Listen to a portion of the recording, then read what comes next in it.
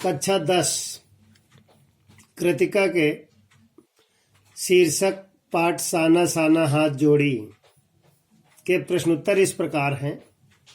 पहाड़ों पर पुरुषों की अपेक्षा स्त्रियों का जीवन अधिक कठिनाइयों से भरा है। उन कठिनाइयों का निवारण वे कर्तव्य पारायणता से ही करती हैं।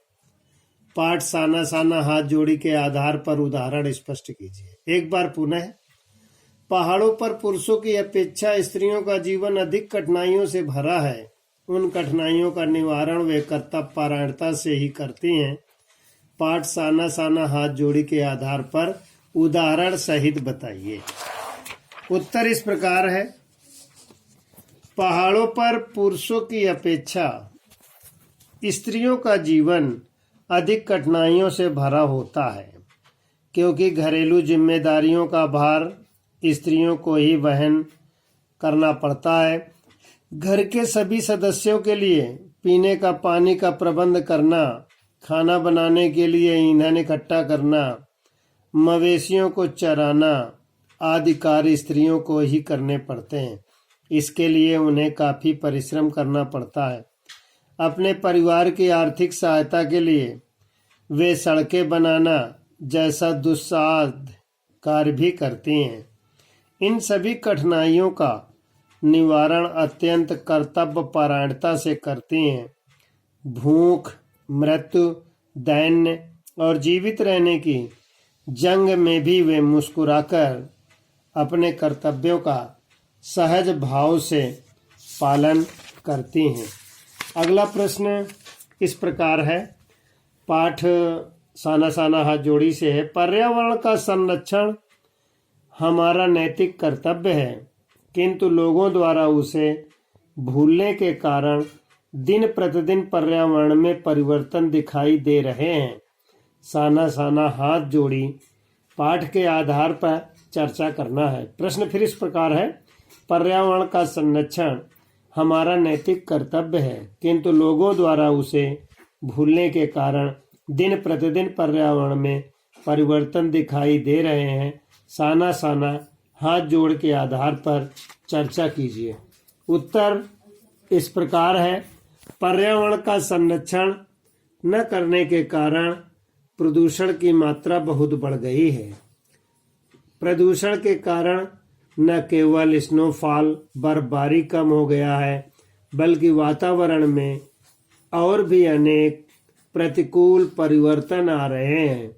इससे नदियों का जल प्रदूषित हो रहा है, भूमिगत जल का स्तर गिरता जा रहा है, जिसके फलस्वरूप पीने योग्य पानी की कमी सामने आ रही है। साथ ही ध्वनि प्रदूषण का वायु प्रदूषण भी हो रहा है, जिससे मनुष्य अस्थमा, कैंसर तथा उच्च रक्तचाप, बहरापन, अनिद्रा एवं मानसिक अस्थिरता जैसे अनेक रोगों से ग्रस्त हो रहा है। प्रदूषण के कारण मनुष्य खुशहाल तथा निरोगी जीवन से दूर हो गया है। अगला प्रश्न इस प्रकार है।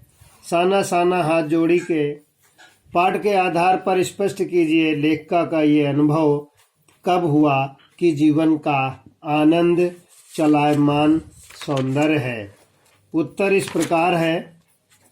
युमथांग जाने के मार्ग में जब धुंध थोड़ी कम हो गई तो लेखिका ने देखा कि चारों ओर जन्नत जैसी सुंदरता विद्यमान है। उत्तर इस प्रकार है। तीसरा, युमथांग जाने के मार्ग में जब धुंध थोड़ी कम हो गई तो लेखिका ने देखा कि चारों ओर जन्नत जैसी सुंदरता विद्यमान है।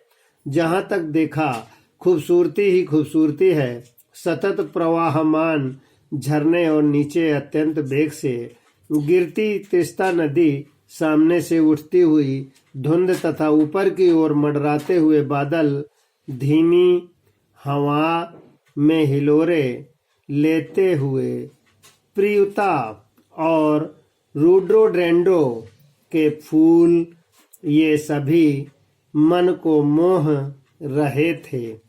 यह सब देखकर लेखिका ने लेखिका को अनुभव हुआ कि जीवन का आनंद यही चलायमान सौंदर्य है। कक्षा 10 के विद्यार्थी इन तीनों प्रश्नों को उत्तर कॉपी में लिखेंगे, याद करेंगे।